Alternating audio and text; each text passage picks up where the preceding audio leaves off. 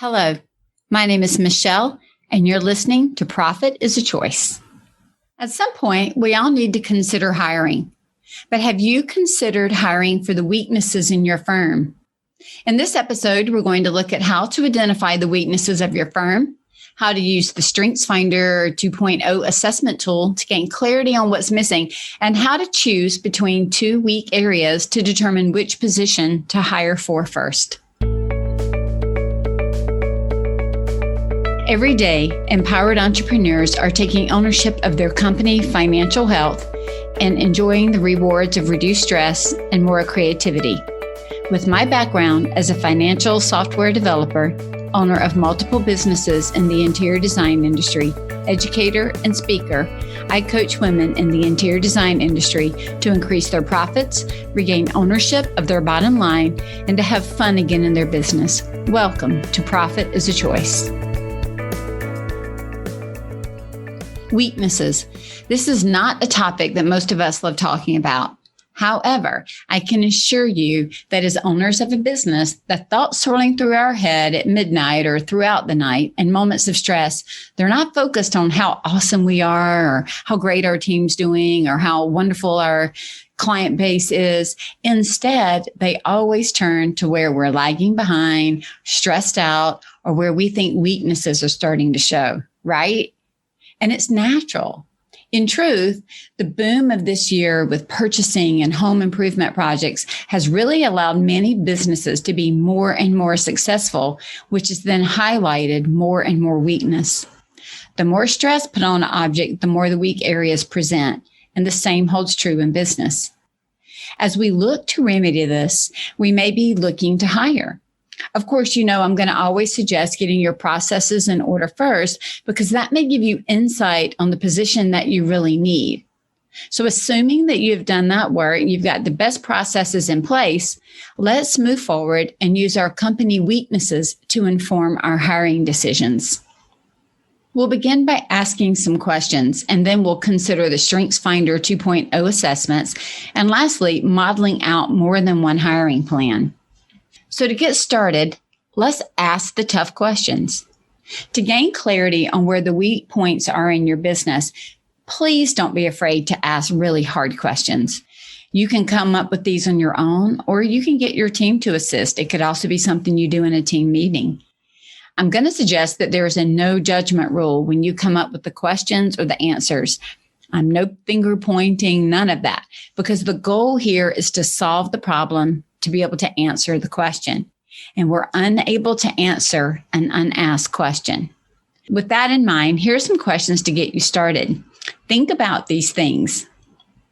What is not getting done that needs to get done? Where are you getting the most customer complaints? Where's the backlog of work? Where's that showing up that it's kind of stilted? Where is your company's work subpar or not to the desired standard for either where you need to be or where you want to go? Where do you have an opportunity to up-level? What new market or service do you want to offer but you currently can't? And what's missing? Is there maybe an outsourced role that would be better managed in-house? What feels overwhelming, out of control, or scary to address? You could almost just pause the podcast right here and do that work, because I bet for many of you, the thoughts are already spinning in your head, because we all have these things. We all, if we're moving forward, there's something that we need. Maybe we don't think we need to hire right now, but the idea of this is starting to play out. And I know it because I'm getting call after call after call. And I'm certain that you could add your own questions to this list. So as you go forward to answer them, be aware, again, other questions are going to come up. So go through the process as many times as you need to really gain clarity and ask questions.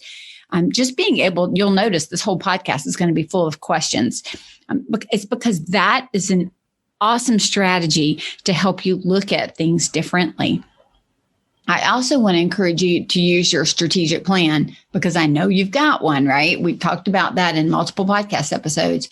But use that plan to inform your next business move and the resource requirements to meet the goals that you have set up. All right, so after you've asked all the tough questions, what we want to do next is perhaps use the StrengthsFinder 2.0 to assess your company weaknesses. It's no secret that I'm a fan of StrengthsFinder. You can find me talking about it over and over on the podcast, but specifically in episode 35 with Darren Versami, we talk a lot about it. More than any other assessment, I've used StrengthsFinders to increase my strengths, to really know what they are, and then to be aware of my shortcomings or blind spots. As an owner, I want to suggest that you take the full StrengthsFinder assessment, all 34, not just the top 5. And this is because the last 5 show your blind spots. They show the strengths that maybe you have in short supply. Knowing my weaknesses, which I'll be honest, did not come as a surprise to me at all when I took the test, has really helped me in hiring people who had a natural ability that I did not, and then to create processes and systems to assist me in meeting the needs of my clients and my business for maybe some of the areas that do not come as naturally to me.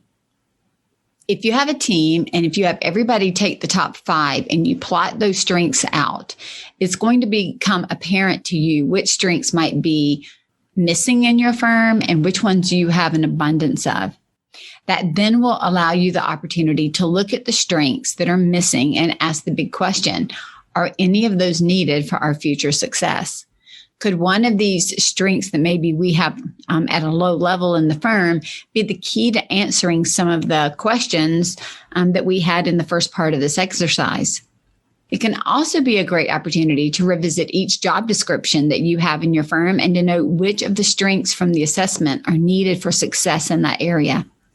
If building relationships is mandatory for a position, that's helpful to know before you begin the interview process. I really like to use the StrengthsFinder assessment as part of my hiring process. And assessments aren't to be used alone, keep that in mind, but they're part of the larger hiring experience. Okay, so we've asked the tough questions. We've used StrengthsFinder personally and for our team. The third thing I want to talk to you about is modeling multiple types of hires. And I mean multiple positions, not just people who are applying. I had a blog post out there. It's called Who Should I Hire First? An admin or junior designer. I'll have it linked here. But in that, I share with you how to determine which of those to hire first based on what your business needs. And so as you do this work that we've been talking about, you may come up with more than one role that could be a possibility for your next hire. So what do you do with that? Maybe you can't run out and hire both of them at the same time. So you're trying to determine which to hire first. And if you hire one, what happens to the other? So this is where I like to do modeling. And so when we model more than one hire, we start asking a whole nother list of questions. And when we ask these questions, it is hopefully to gain insight on which of these positions is most important for us to hire first. So here are some of the questions. I told you this was going to be a lot of questions in this particular episode, but here are the questions that you can ask. So do this for each of the positions that you're considering. What would they do? Meaning, what are their job responsibilities? Who would they report to? How much do you need to pay them? What problems did you note in the first part of the exercise that their work would solve?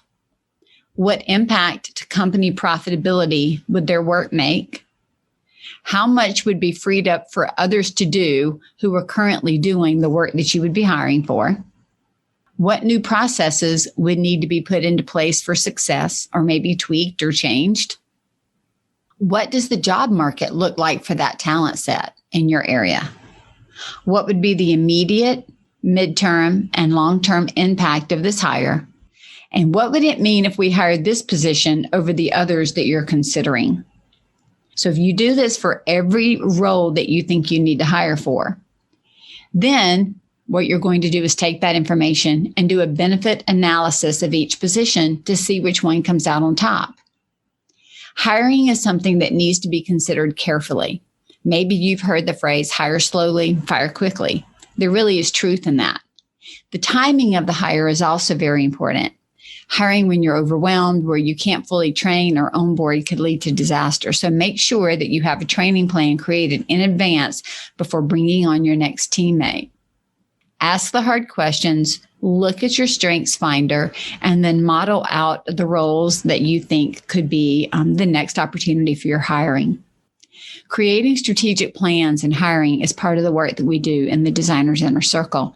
And our aim there is to really have control of the future growth of our firm. And doing all of this work and asking these questions and creating this is part of that.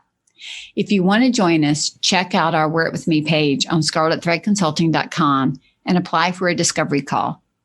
Hire with a plan to be profitable, because profit doesn't happen by accident. Profit is a Choice is proud to be part of the designnetwork.org, where you can discover more design media reaching creative listeners. Thanks for listening, and stay creative and business minded.